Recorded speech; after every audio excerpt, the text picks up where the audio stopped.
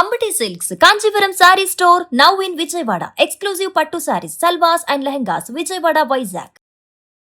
Next మొత్తం అంతా ఏం చేయాలి ప్లాన్ చేసుకుంటున్నాను అనమాట ఈ సంవత్సరం. ఒక్క నిమిషం ఉండు, అతను ఒక టైప్లో చూస్తున్నాడు, ఏదో పరిచయం ఉన్నట్టు నవ్వుతున్నాడు.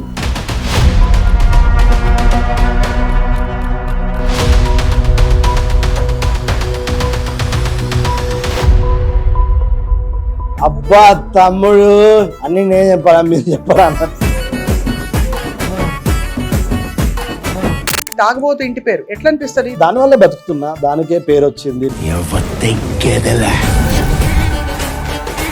ఈ లుక్ ఎవరు ఊహించుకున్నారండి మిమ్మల్ని? ప్రభావ్ అని నా ఫ్రెండ్, వీడు డైరెక్టర్ అయిన తర్వాత అందులో మీ క్యారెక్టర్ పేరు మాత. ఒక రౌడీ షీటర్ ఉంటాడు కదా, 2 మర్డర్లు చేసి జైలుకి వెళ్ళి వచ్చి ఒక డైలాగ్ చెప్పొచ్చు కదండి. మీ ఆరాధ్య కామెడియన్ ఎవరు? అత్యంత మనసు కష్టపడిన సందర్భం ఏది? మా చిన్న పాప కొంచెం హాస్పిటల్ పడ్డది.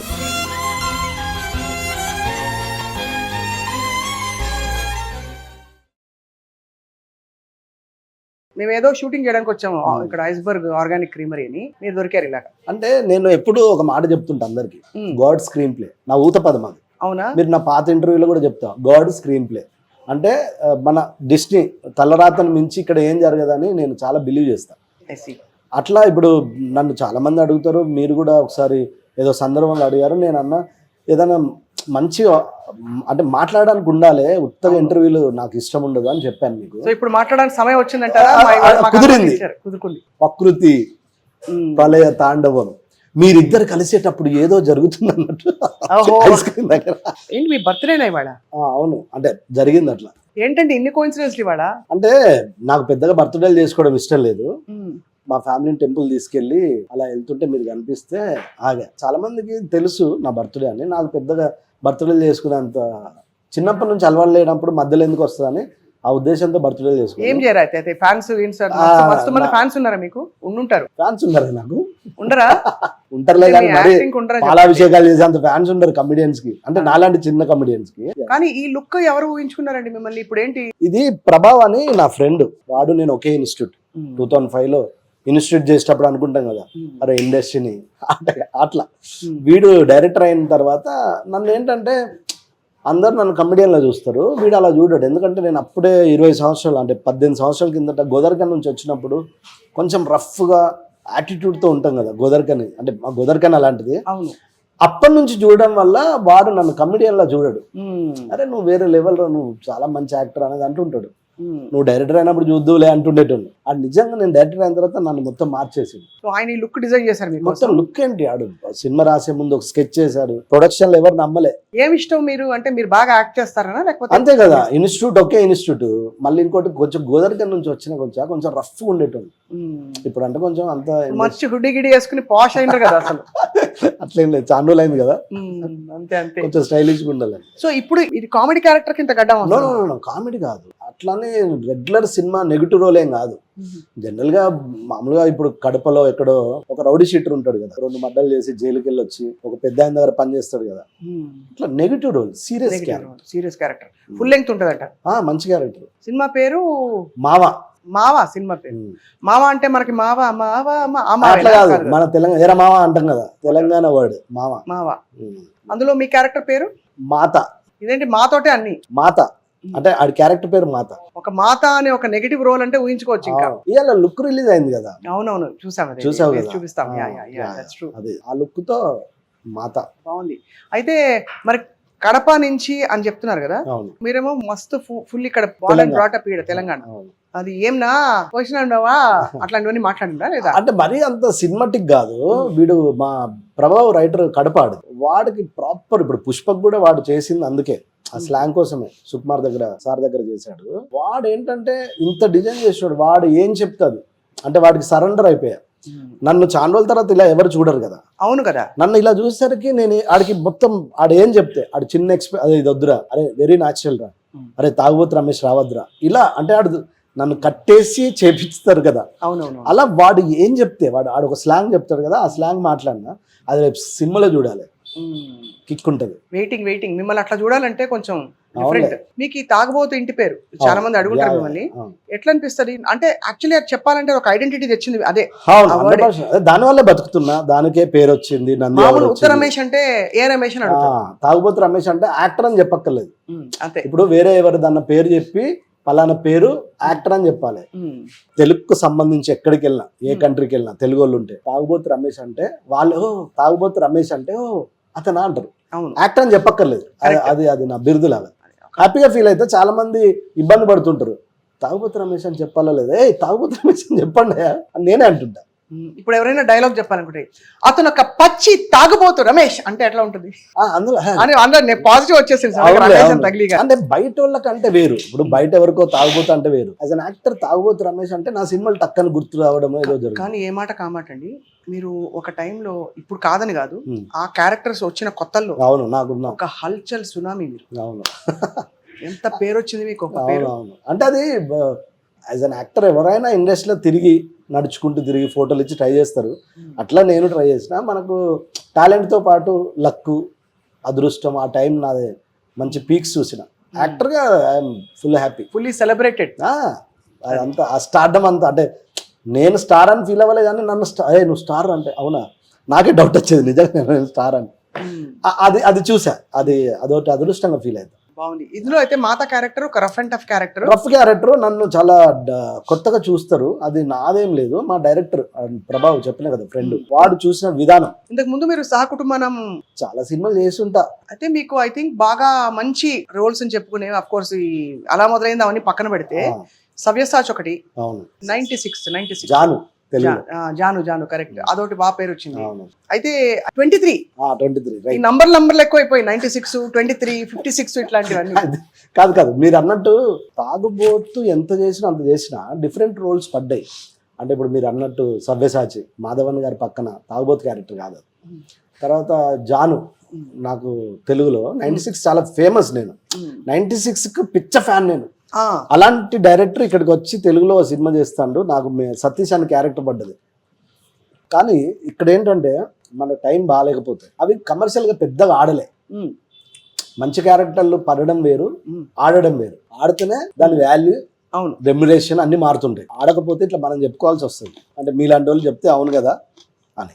అంటే ఏమవుతుంటేనండి, మీరు అందరూ రైటే, ఓటీటీలో వచ్చే వరకు మంచి సినిమాలు వచ్చినా కూడా అవి ఆడకపోతే ఎవరు పట్టించుకోరు. మళ్ళీ అందులో ఒక మంచి క్యారెక్టర్ ఉంటే అసలే పట్టించుకోరు. ఆ విధంగానండి మీరు నిలదొక్కుకోవడం ఇంతకాలం ఇట్స్ అ గ్రేట్ థింగ్. ఎందుకంటే మనకి టాలెంట్ కుప్పలు తెప్పలుగా వస్తుంది. ఇప్పుడు ఈ రోజు రమేష్ గారికి యూనిక్ టాలెంట్ ఉంది కాబట్టి నిలబడి ఒక మాతా క్యారెక్టర్ చేస్తున్నారు. మాతాలో పిత కూడా ఉంటాడా? ఉండడా? మాత is a complete different Mata. Wait చేయాలంటే ఈ సమ్మర్ ఒక డైలాగ్ చెప్పొచ్చు కదండి. అందులో బేసికల్ గా అందులో యాటిట్యూడ్ తో ఉంటది. అట్లా అదే చూపించండి. ఎట్లా అని రివీల్ చేయడం ఎందుకు, నా ఉద్దేశం అంటే నన్ను చాలా కొత్తగా చూస్తారు. థియేటర్కి వెళ్ళి చూస్తే వాళ్ళు షాక్ అయితే నాకు అది కిక్ ఉంటుంది. ముందే మనం ఎందుకు దప్పు కొట్టుకున్నాడు కదా. అవును, కరెక్టే. కానీ మంచి విషయం ఏంటంటే రమేష్ గారు, మీ కెరియర్లో మీరు మంచి డైరెక్టర్స్ చేతుల్లో పడ్డారు. మొన్న కూడా 23 మల్లేశం. అంటే మీ టాలెంట్ని ఫర్ ఇట్స్ వర్త్ గుర్తించే వాళ్ళు ఉన్నారు. అది మీరు సంతోషపడిపోవచ్చు. 100%. ఇప్పటికీ ఏదో సినిమా చేస్తా అంటే నన్ను దృష్టిలో పెట్టుకొని ఒక్క సీన్ అయినా 2 సీన్లు అయినా రమేష్ ఉంటే బెటర్ అని ఇప్పటికీ నన్ను పిలుస్తూనే చేస్తా. మీరు నెట్వర్కింగ్ చేయాల్సి వస్తుందండి, ఏమనుకోకండి ఇట్లా అడుగుతున్నా. అంటే అన్న నేనున్నా, నాకు మంచి రోల్ చూడవే. ఒకవేళ అలా ఉంటే నేను బిజీ ఉందునేమో, బట్ నేను దాన్ని నమ్మ. బేసికల్ గా ఒకవేళ మనము ఏంటయ్యా నువ్వు అంటే మనకు మేనేజర్లు మారుతుంటారు కదా అప్పుడప్పుడు. మేనేజర్స్ నా డేట్లు చూసే మేనేజర్ మారినప్పుడు ఒక ఆయన ఏంటయ్యా నువ్వు తిరగవు, అందరు తిరుగుతారు, నువ్వు తిరిగావంటే తిరిగిన ఇయర్ అంటే ఆ టైం బాగాలేనప్పుడు ఇయర్ మనం వెళ్ళి కలిసి వాళ్ళని ఇబ్బంది పెట్టుడు. అయినా కూడా ఆయన అన్నాడు అని డైరెక్టర్ని కలిసిన, పేర్లు ఎందుకులే కానీ మనం రిసీవ్ చేసుకుంటారు కానీ ఇవ్వరు. నేను ఒక్కరిని కలిసినప్పుడే అంటే నేను కలవ అలాంటిది వెళ్ళి కలిసి ఇవ్వలేదు అనే దాంట్లో ఇంకా వేస్ట్లే అనుకొని ఇప్పుడు కాదులే, అది ఎప్పుడో. మీరు ఎవరిని కలవరు, తక్కువ. నేనేంటంటే ఆ టైం వచ్చినప్పుడు జరుగుతుంది అనుకుంటా. నేను వెళ్ళి ఒకరిని అడిగిన, ఒకళ్ళిద్దరిని అడుగుంటా. ఎందుకు వెళ్ళి అడగా, మా మేనేజర్ చెప్తే ఒకళ్ళిద్దరిని అడిగిన. నాకు అర్థమైంది ఇయర్, ఎందుకంటే మన టైం బాగుంటే రాజమౌళి గారు సినిమా చేసిన ఈగ, నేను అదేం అడగలే. నాకున్న అప్పుడున్న పేరుకి ఒకసారి బ్రహ్మానందం గారు పరిచయం చేశారు రాజమౌళి గారికి ఏదో ఫంక్షన్లో. దాన్ని దృష్టిలో పెట్టుకొని ఈగా ఇచ్చాడు. నా టైం బాగాలేనప్పుడు నేను కలవలేను కూడా బేసికల్గా. అంతే కదా, మన టైం డిసైడ్ చేస్తుంది, మన గుడ్ టైం బ్యాడ్ టైం. ఇక్కడ ఏంటంటే ఇలాంటి టైంలో కూడా ఏదో ఒక సినిమా పడుతుంది, అదొకటి అదృష్టంగా ఫీల్ అవుతాం. సంవత్సరానికి ఎన్ని సినిమాలు అప్రాక్సిమేట్ గా పడుతున్నాయి? ఒక 3-4 పడుతున్నాయా? బాగా చిన్న చిన్న ఏదో ఒకటి చేస్తుంటా కదా. పెద్ద సినిమాల్లో కనిపించకపోయేసరికి అందరూ ఏమంటారు, ఏమే ఈ మధ్య పెద్ద సినిమాలు ఏం పడతలేవు అన్నట్టు మాట్లాడతారు. అది మనం మా అన్ననా చిన్నమ్మన పెద్దనైనా సినిమాలు చేయడానికి. మీరు ఎక్స్పెక్టేషన్స్ ఇండస్ట్రీకి వచ్చినప్పుడు అప్పటికి ఇప్పటికి తీరినాయా? నేను ఒక యాక్టర్గా నేను చాలా తృప్తిగా ఫీల్ అయ్యాను. ఎందుకంటే నాకు అలా మొదలైంది కూడా నంది మిస్ అయింది, వెంకటాద్రికి నంది వచ్చింది, అంటే చేతికి ఇయ్యలేగానే అనౌన్స్ అయింది. అవునవును, గవర్నమెంట్ నుంచి నాకు లెటర్ వచ్చింది. నంది అవార్డు అంటే ఒక యాక్టర్కి, ఒక కమిడియన్కి నంది అవార్డుని మించిన అవార్డు ఉంటుందా తెలుగులో? లేదు. అది కొట్టేసిన కదా, అంతే. నంది అవార్డే కొట్టిన.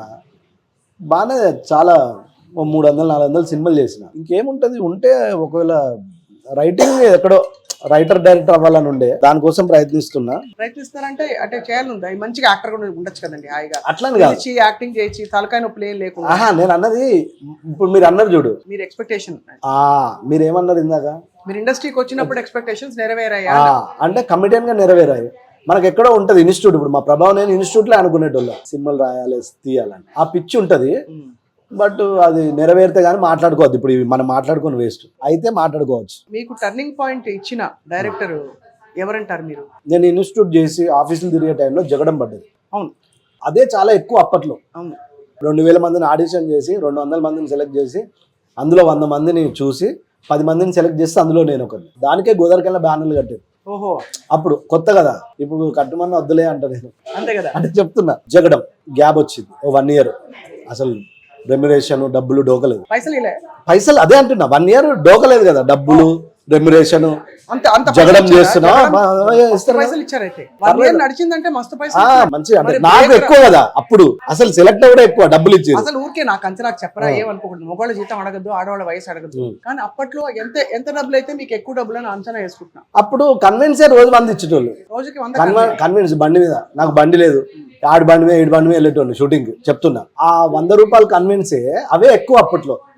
రెమ్యునేషన్ కాకుండా. రెమ్యునేషన్ విడిగా ఇచ్చారు. రెమ్యునేషన్ 3 నెలలకు ఒకసారి 4 నెలలకు ఒకసారి 5,000 10,000 ఇట్లా చెక్లు వచ్చేటి కదా. అది చూసి ఖుషి, మనం ఖుషి. రోజు 100కే ఖుషి, రోజు 100 కన్వెన్స్.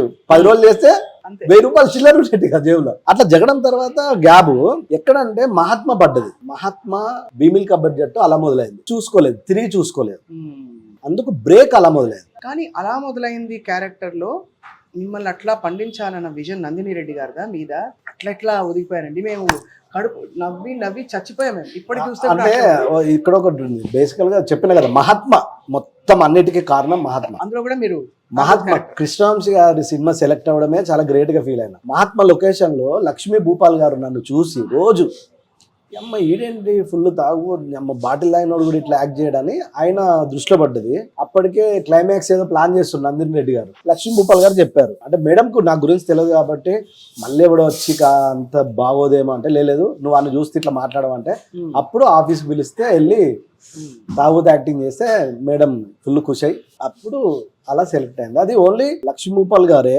నందిని ఇంప్రెస్ చేయడానికి. లక్ష్మీ భూపాల్ గారే క్లైమాక్స్ ఆ ప్రాపర్ గా అనుకున్నది మాత్రం. అప్పుడు లక్ష్మీ భూపాల్ గారు లేరు, నన్ను సెట్ చేసి క్యారెక్టర్ రాసింది లక్ష్మీ భూపాల్ గారే. క్లైమాక్స్ వచ్చేసరికి లక్ష్మీ భూపాల్ గారు మరి వేరే సినిమాకి వెళ్ళారో ఏదో నాకు తెలియదు.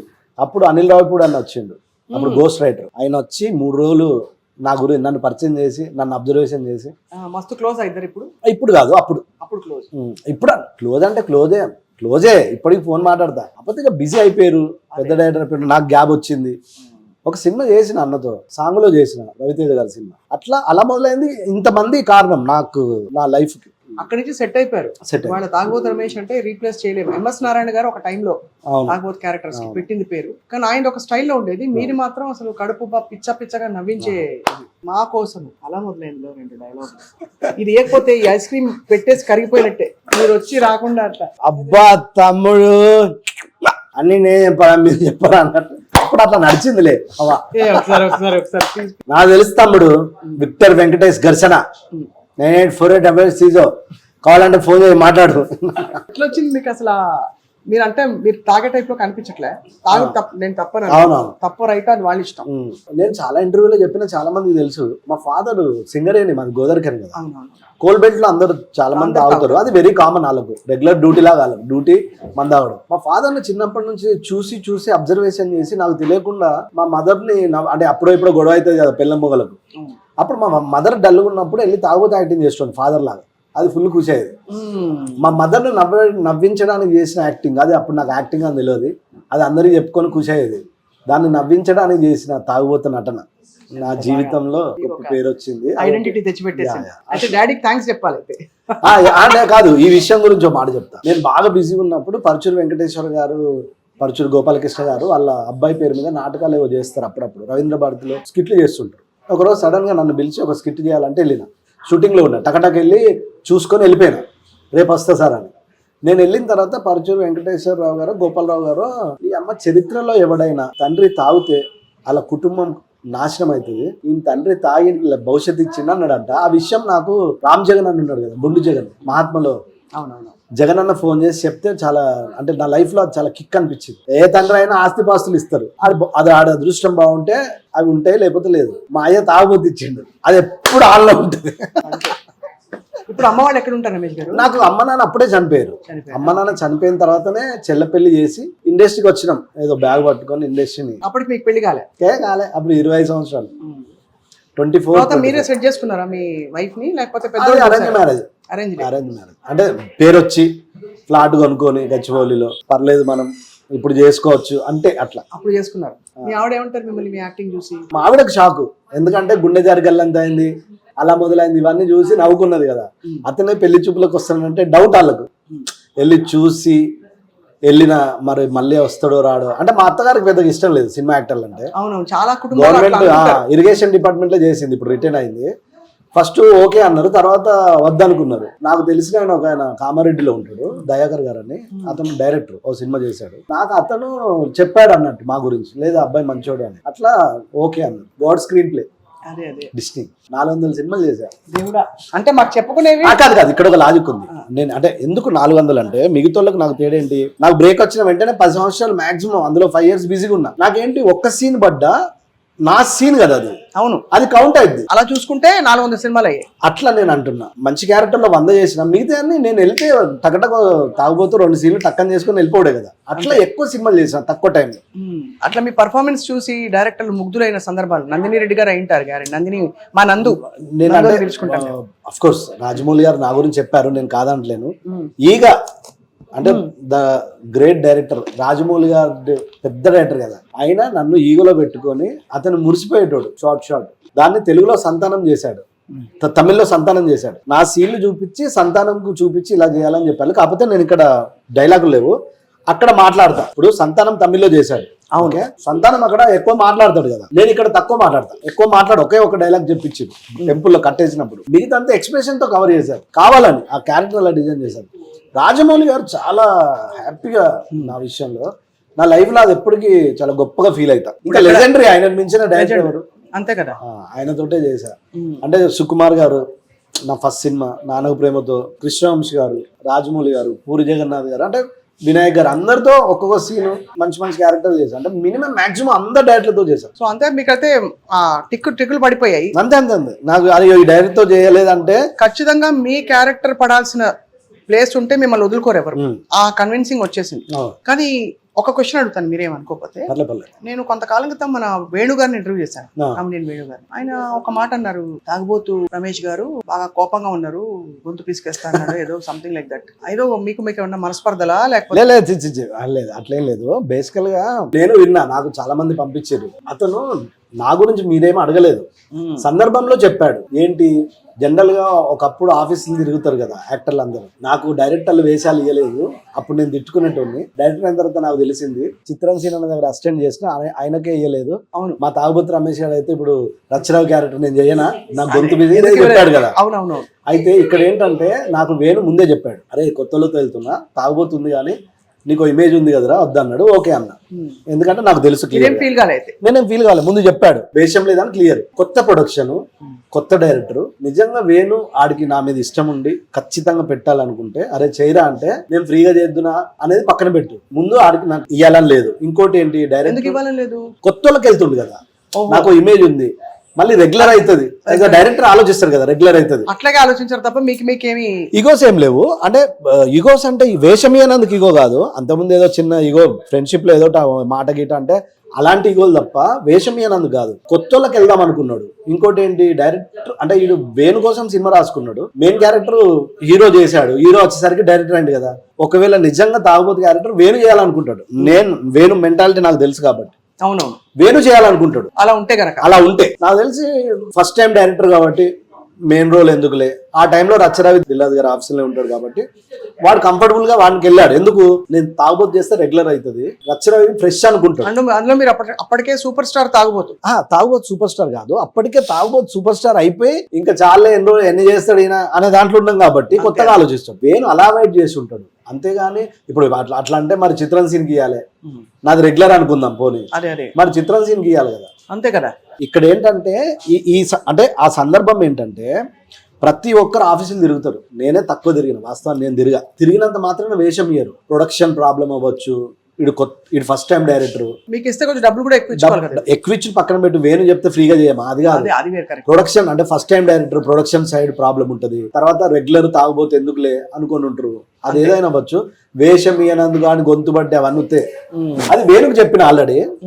కానీ తెలియని వాళ్ళకు అంటే మామూలుగా నన్ను అడిగిన వాళ్ళు ఉంటారు కదా, వాళ్ళకి తెలియడానికి చెప్పిన. ఈ ఇండస్ట్రీ చాలా టఫ్ అండి, ఎందుకంటే ఇప్పుడు మనకి టాలెంట్ షోస్ అన్ని వచ్చేసి కామెడియన్స్ విపరీతంగా పెరిగిపోయారు. అండ్ ఏదైనా స్క్రిప్ట్ రాసి మీరు ఒక కామెడీ చేసి అది ఎవరినైనా కించపరిచేలాగా నొప్పించేలాగా ఉందనుకోండి, వాళ్ళు ఫీల్ అవుతారు.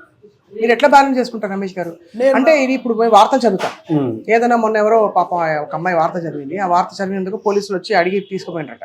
అంటే అమ్మాయిని క్వశ్చన్ చేశారు బాగా, ఎందుకు చదివావు, ఎవరు ఇచ్చారు ఏంటని. అట్లా మీకు ఎప్పుడైనా ఇబ్బందికరమైన పాత్ర ఒకప్పుడు ఉండేవి అట్లా కొంచెం కామెడీ, ఒక శృతి మించిన కామెడీ, మీకు అట్లా ఎప్పుడైనా ఇబ్బందులు వచ్చాయా? నాకేం ఇబ్బంది లేదు, నేను ఏది పట్టించుకోను పెద్దగా. కామెడీ అంటే అంతే, కామెడీ అన్న బేసికల్ గా వేషం దొరికితే చాలు అనుకుంటాం కదా.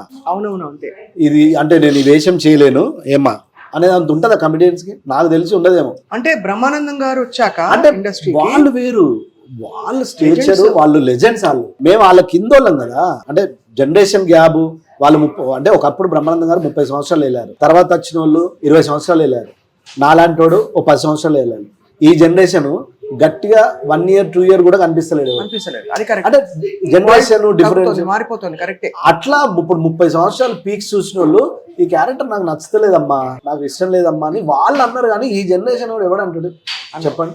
మీ కామెడీ చాలా యూనిక్ గా మీరు పండించిన తీరు చూసి పెద్ద పెద్ద కామెడియన్స్ ఏమన్నారు మిమ్మల్ని? మహాత్మా సినిమాలో బ్రహ్మానందం గారితో యాక్ట్ చేస్తున్నా. బ్రహ్మానందం గారు అయితే షాక్ అయిపోయారు మేడం. షాక్ అయిపోయి అసలు అప్పటి నుంచి బ్రహ్మానందం గారు నన్ను చాలా ఇష్టపడ్డారు, నాకు ఆయన చాలా ఫుల్ సపోర్ట్. నేను ఈగ చేయడానికి ఓన్లీ బ్రహ్మానందం గారే కారణం. వేణు వెంకీ ఏదో షో చేస్తారు అప్పట్లో, దాసనారాయణ గారి ఆధ్వర్యంలో ఒక ఈవెంట్ ఏదో జరుగుతుంది.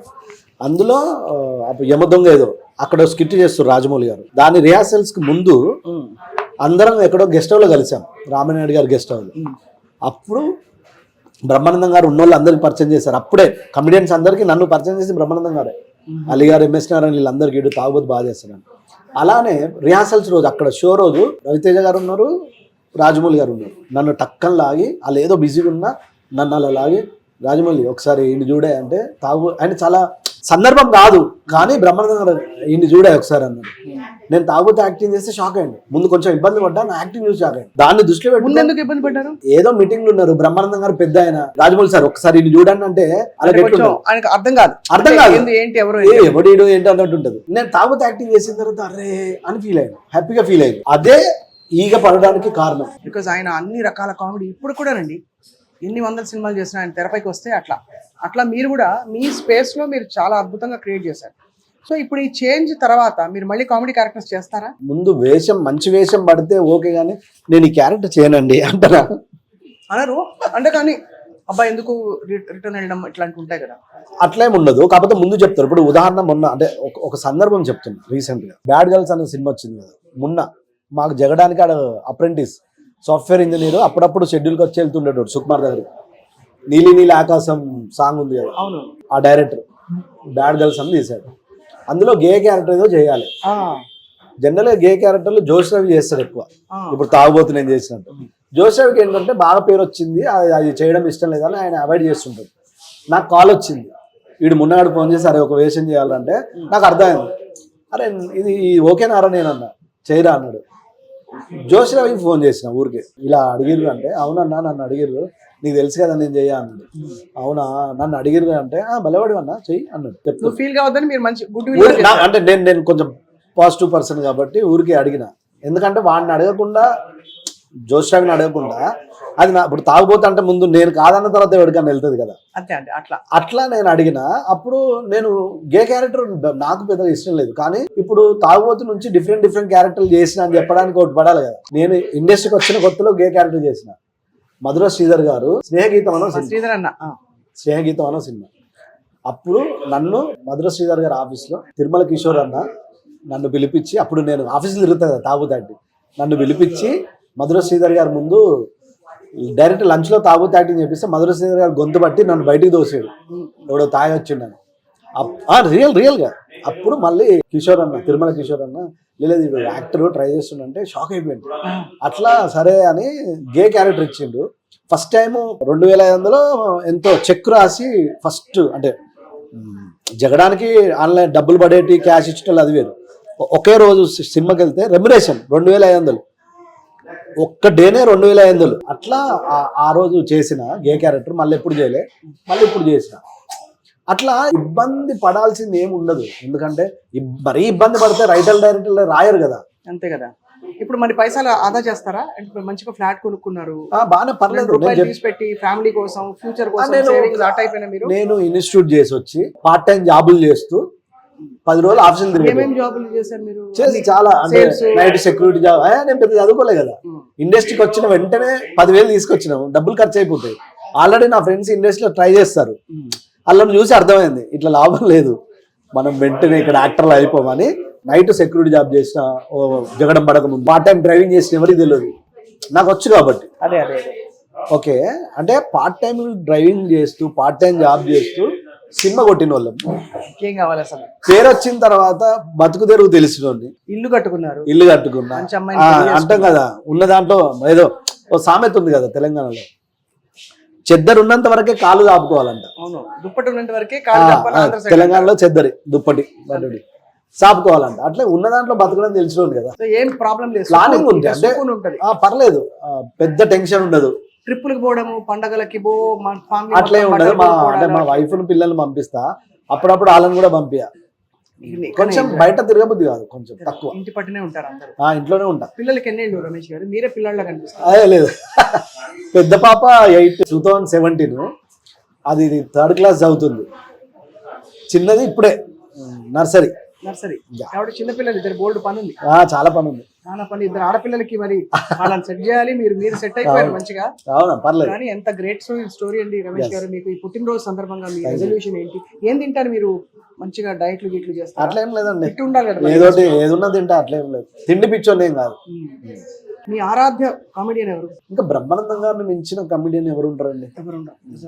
ఎవరైనా అతన్ని, ఇప్పుడు హీరోలలో చిరంజీవి గారిని, కమెడియన్ల బ్రహ్మానందం గారిని ఇష్టపడిన వాళ్ళు ఎవరు ఉంటారు? ప్రేమించిన వాళ్ళు ఎవరు ఉంటారు? డైరెక్టర్స్ లో ఆఫ్ కోర్స్ చాలా పేర్లు చెప్పాల్సి ఉంటుంది. డైరెక్టర్లో చాలా పేర్లు చెప్పాలి. నా అదృష్టం ఏంటంటే, నేను అంటే ఇప్పుడున్న టాప్, ఇప్పుడు అంటే రాజమౌళి గారు, సుకుమారయ్య గారు కదా, అంటే చెప్తున్నా మన తెలుగుకి సంబంధించి చాలా మంది ఉన్నారు. కానీ నేను ఫస్ట్ జగడం సుకుమార్ సార్ నన్ను లండన్ తీసుకెళ్ళిండు నానవ ప్రేమతో, అంటే చెప్తున్నా. రాజమౌళితో చేశా, రాజమౌళి గారితో. ఇంకా ఇంతకు మించి ఏముంటుంది చెప్పండి నాకు. ఏ దేశాలు తిరిగారు మీరు? మలేషియా, బ్యాంకాక్ 2-3 సార్లు, 2 times ఓన్లీ షూటింగ్. మంచిగా అనిపిస్తుంది. మలేషియా, లండన్, స్పెయిన్ నానవ ప్రేమతో. మీరు ఎంత తెగింపు ఉంటే మీరు చేసిన చిన్న చిన్న ఉద్యోగాల నుంచి సినిమా పడి, సినిమాలో హిట్ అయ్యి, మీకు ఒక ఐడెంటిటీ తెచ్చుకుని అన్ని సెట్ చేసుకుంటారని అసలు ఏ రోజు కృంగిపోలేదు.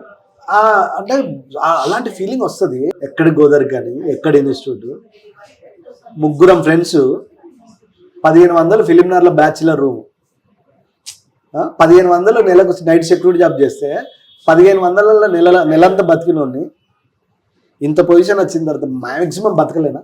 అంతే, బతికేస్తారు 100%. రేపటి గురించి ఆలోచన లేదు ఇక. రేపటి గురించి ఆలోచించాల్సిన అవసరం లేదు అంటున్నా. నాకు తెలుసు కదా భగవంతుడి దయ సత్యం, మనకి ఏది జరగాలో అది జరుగుతుంటది.